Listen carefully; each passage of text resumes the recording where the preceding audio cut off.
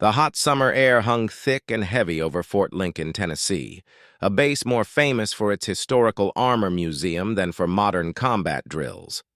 This year, the focus was entirely on history.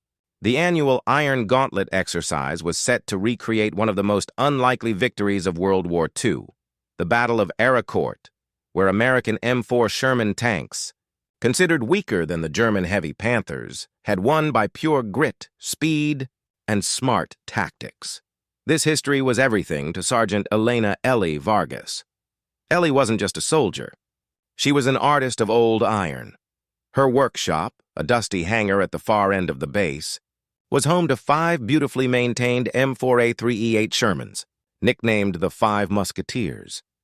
She had poured her heart, her sweat, and every dime of her savings into keeping them running. To her, they weren't museum pieces. They were living legends ready for one more fight. "Look at this, gentlemen," barked Colonel Thorne, the commander in charge of the exercise, addressing a group of young, cocky officers. His voice was sharp enough to cut the heavy air. "This is our competitive field. On one side, we have state-of-the-art M1 Abrams simulators, acting as our Panthers.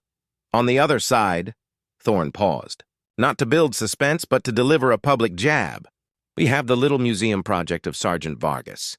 He gestured dismissively toward Ellie, who stood straight beside the oldest of her tanks, Gutsy, its olive drab paint gleaming. Ellie had served 2 tours overseas, fixed everything from Humvees to heavy artillery, and was recognized across the state for her mechanical genius. Yet here, Thorne saw only a slight woman in faded coveralls. He had worked hard to keep women out of the competitive core of the base, and this historical exercise was his best tool. "These tanks are too slow. They're too old. And frankly, Sergeant," Thorne continued, his eyes cold and fixed on her, "you're too soft. This exercise is about speed, aggression, and raw power, not about polishing old relics. We're talking about a competition, not a ballet. These old Shermans and you will be crushed in the first hour. Your job is to make the other teams look good." The officers laughed, a collective, superior sound that stung worse than any failure. Ellie felt the familiar burn of injustice. She had expected the skepticism, but the sheer disrespect for her work and her service was a low blow. "With respect, Colonel," Ellie said, her voice clear and level, refusing to let it shake. "The Battle of Arracourt wasn't won with the heaviest armor. It was won with speed and surprise. My tanks are in peak fighting condition. They're fast, and they know the terrain better than any simulation." "We're not here to be targets," Thorne sneered, a tight, unpleasant gesture. "Duly noted, Vargas, but the rules stand. You're at the very back of the formation, near the marsh, a sacrificial flank. When the Panthers come, you'll be the first to go. Try not to break my tanks before then." He dismissed her with a wave and walked off, leaving Ellie alone with the mocking silence of the hangar and the silent judgment of the younger crewmen. She reached out and placed a hand on the cool steel of Gutsy's hull, feeling the engine's barely perceptible vibration. They thought she was soft. They thought the Shermans were obsolete. Ellie Vargas had just decided this wasn't just a competition anymore. It was a fight for honor, and the truth of history, and the truth of herself. The next 2 weeks were a blur of oil, scraped knuckles, and relentless pressure. Colonel Thorne had made sure his prediction of failure was nearly a certainty. Ellie's team, the 5 Musketeers, was given the worst possible staging area, a swampy corner of the base with limited access to parts and repair facilities. Thorne's main team, the Panther Killers, ironically named considering they drove the sleek, modern M1 Abrams simulators, operated out of a pristine, air-conditioned workshop. They had unlimited fuel, fresh uniforms, and the best staff. Ellie and her small ragtag crew had none of that. Her crew consisted of 3 people: old Doc, a retired motor pool chief who could practically heal an engine with his eyes closed; Maria, a quiet, brilliant young turret specialist; and Sam, a reservist who was as strong as an ox but lacked confidence. They were an unlikely band of heroes, but they were loyal. They all believed in Ellie, even when the rest of the base laughed. "Thorne drained the high-octane fuel we tagged for Gutsy," Doc grumbled one evening, wiping grease from his perpetually worried brow. "Gave us the cheap stuff. The old girl's gonna sputter on the uphill climb. Ellie didn't even look up from the open transmission of Furious, one of the 5 Shermans. Then we'll adjust the carburetor timing, Doc. We won't need high octane if we use smooth, perfect shifting. We'll run cooler, too. It's an advantage, not a problem. She always found the advantage. They had no fancy computers or digital diagnostic tools. They had wrenches, muscle, and Ellie's near-magical ability to hear the life in a dying engine. While Thorne's men sat through digital briefings, Ellie spent hours teaching her crew the history of the real Battle of Arracourt, focusing on General George S. Patton's core principle. Exploit the weaknesses of the enemy by using your strength, speed. The Shermans' strength was their maneuverability and lower profile. The Panther simulators were powerful but slow and had major blind spots, just like their W2 counterparts. Ellie focused their training on tight formation, synchronized flanking maneuvers, practicing until the 5 tanks moved as one entity, twisting through the dense Tennessee pines. The cost was personal. She was running on 4 hours of sleep a night and had to sell her cherished vintage motorcycle to buy the specialized parts Thorne's supply officer had suddenly lost. It was sacrifice. Pure and simple, but she did it without complaint. One afternoon, Sam was struggling to haul a heavy track link. He was exhausted and slipped, nearly dropping the massive piece of steel. "It's no good, Sarge," Sam said, his voice defeated. "These things are too heavy, too old. We're going to fail." Thorne was right. Ellie walked over and stood beside him. She didn't yell or pity him. She just spoke quietly, leaning close to the cold steel track. "Listen to me, Sam. You know what the Sherman tank taught us? It taught us that the little guy can win. This track is heavy, but it keeps us moving. Thorne wants us to quit. He wants us to believe we're too small, too weak, too old. But we're not. We are dedicated. We are smart. And we are going to drive these 5 beautiful pieces of history through his arrogance and out the other side." She placed a hand on his shoulder. Then together, they lifted the heavy steel. The sense of shared purpose, of fighting a lonely battle against injustice, solidified their bond. The 5 musketeers were ready. They were tired, they were broke, but they were ready to teach Colonel Thorne a lesson about what soft really meant. The day of the Iron Gauntlet dawned cold and misty, perfect weather for a surprise attack, much like the original battle 70 years ago. The atmosphere at Fort Lincoln was tense. Crowds of veterans and media had gathered to watch the simulation. The Panther killers, Thorne's primary team, rolled out first in their high-tech simulators, all perfect camouflage and clean lines. Thorne gave a brief, arrogant speech about the modern evolution of armored warfare and barely mentioned Ellie's team. Finally, it was the 5 musketeers' turn. Ellie climbed into the commander's seat of Gutsy, pulling the hatch shut. The inside smelled of diesel, sweat, and history. Her 4 companion tanks, Furious, Reckless, Ironclad, and Vigilant, followed, their engines roaring a symphony of old power. The simulation began. The objective was simple: cross a 10-mile stretch of complex terrain, locate the simulated supply lines, and neutralize the Panther defenses, all while staying responsive to shifting command, as promised. Thorne had positioned Ellie's team in the worst possible place, the marshy, western flank, where the ground was unstable and communication was spotty. The main force, the Panther killers, took the clear, high road. Within the first hour, the arrogance of Thorne's team showed. They advanced too quickly, counting on brute force.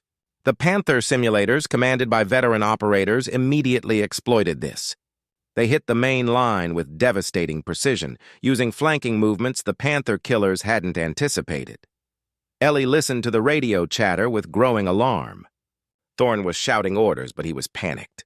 His plan was falling apart. "We're taking heavy hits. Viking 2 is disabled. The Panthers are cutting off our center," a panicked voice reported over the radio. Thorne cut in, his voice raw with frustration. "Hold the line. Fall back, you fools. Where is the flanking support?" He didn't even remember that Ellie was his designated flank. Ellie gripped the wheel of Gutsy tighter. This was her moment. The original Arracourt battle was won because the Shermans were unpredictable. They didn't fight the Panthers head-on. They moved fast and hit the thin-side armor. "All musketeers, copy. Ellie radioed, her voice calm amid the digital chaos of the exercise. "Forget the primary objective. Thorne's team is boxed in near Objective Gamma. We have to draw fire and break the flank." "This is a rescue mission," Doc, driving Ironclad, protested over the comms. "Sarge, that's suicide." "That marsh on the northwest side is thick. It'll swallow our tracks. And that's where the heaviest Panther concentration is." "The Panthers are concentrating on the highway," Ellie countered, her eyes scanning the topographical map she'd personally drawn. "They don't expect 5 antique tanks to use the swamp as a shortcut. That's why we're going. Sam, I need you on the main gun. Maria, get ready to spot. We're going to teach these guys a lesson in history." She pushed the old Sherman's engine harder than she ever had before. The mud gripped the tracks, the tank groaned, and the heat inside was suffocating, but they kept moving. They were no longer simply reenacting a battle. They were living the sacrifice required for an impossible victory. Ellie's 5 Shermans emerged from the northwest marsh like muddy, silent ghosts. The Panther simulators, focused on annihilating Thorne's trapped main line on the high ground, never saw them coming. Ellie had positioned her tanks perfectly, using the dense tree line for cover, a classic WQ tactic that modern simulation operators rarely expected. The M4s, small and fast, were now on the Panthers' flanks, their most vulnerable spot.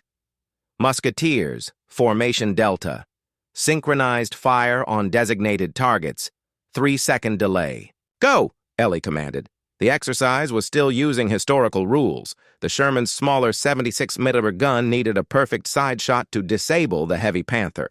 Ellie's strategy relied on coordinating 5 perfect shots.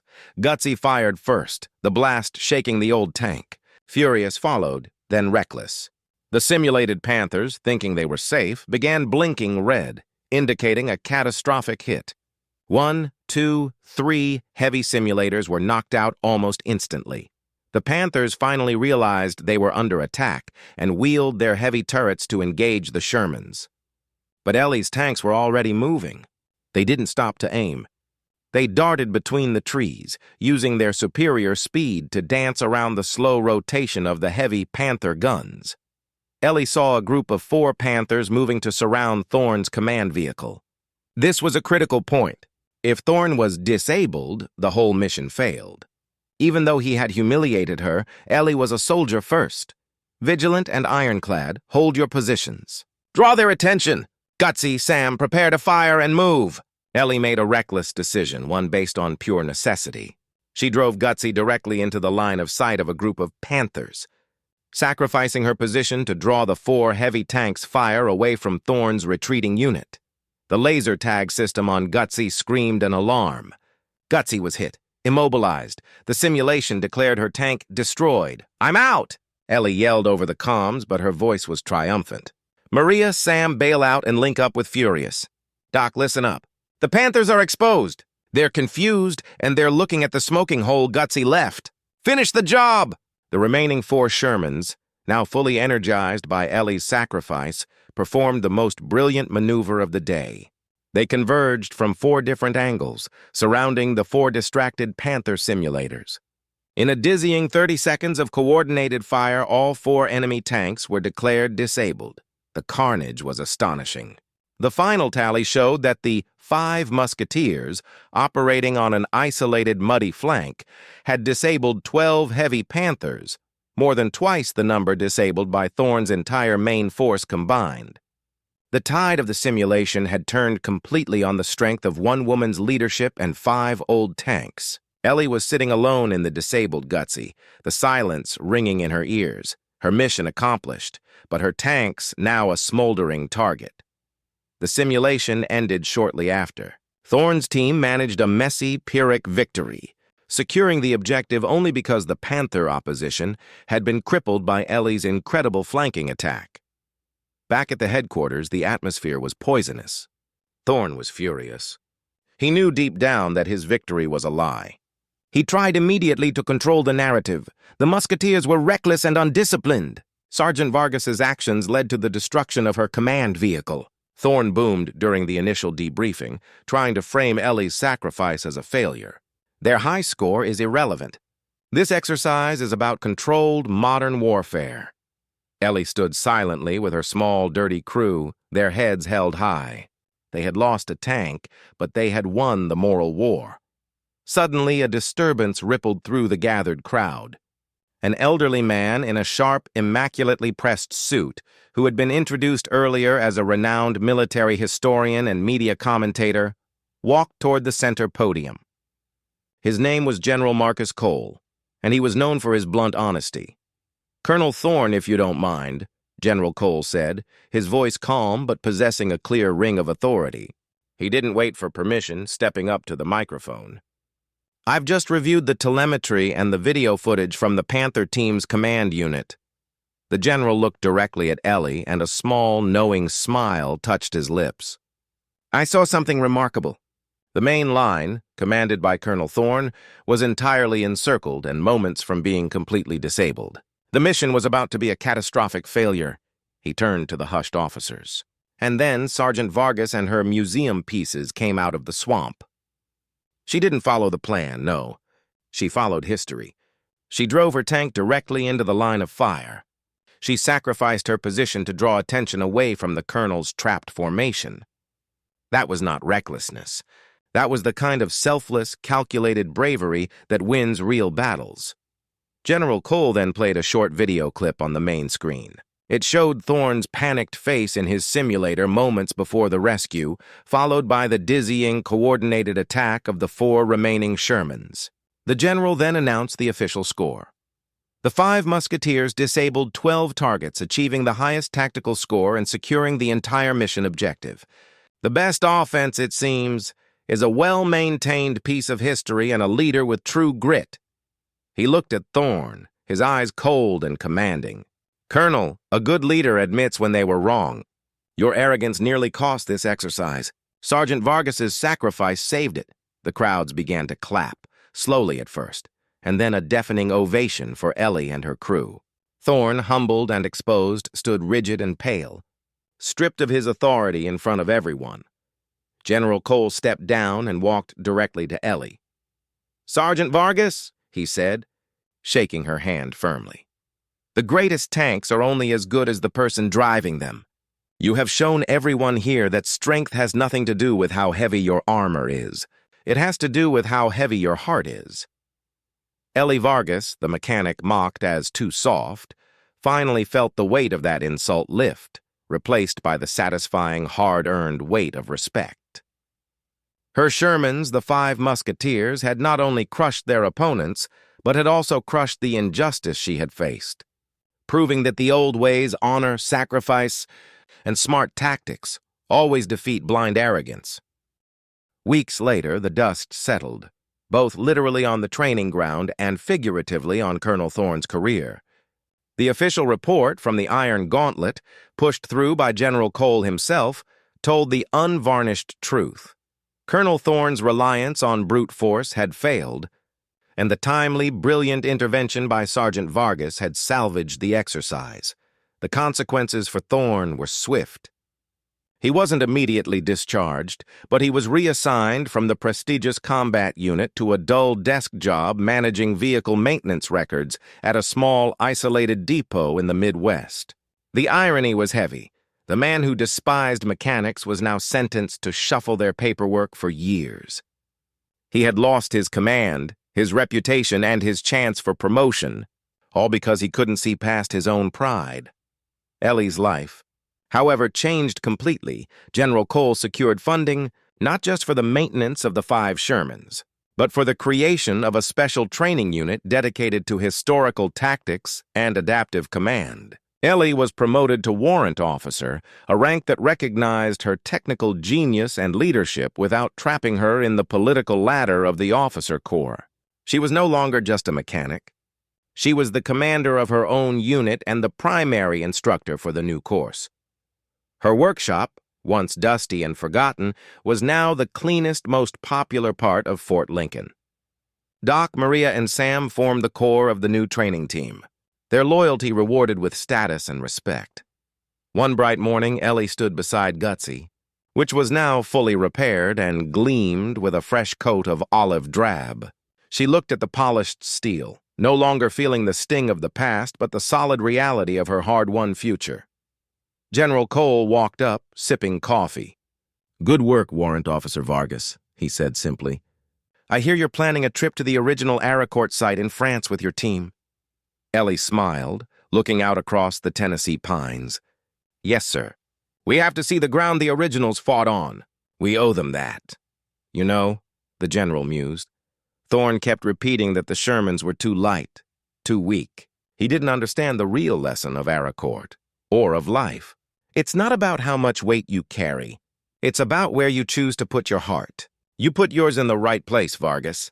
Ellie tapped the steel of Gutsy one last time. She wasn't soft. She was steel-forged by fire and focused by purpose.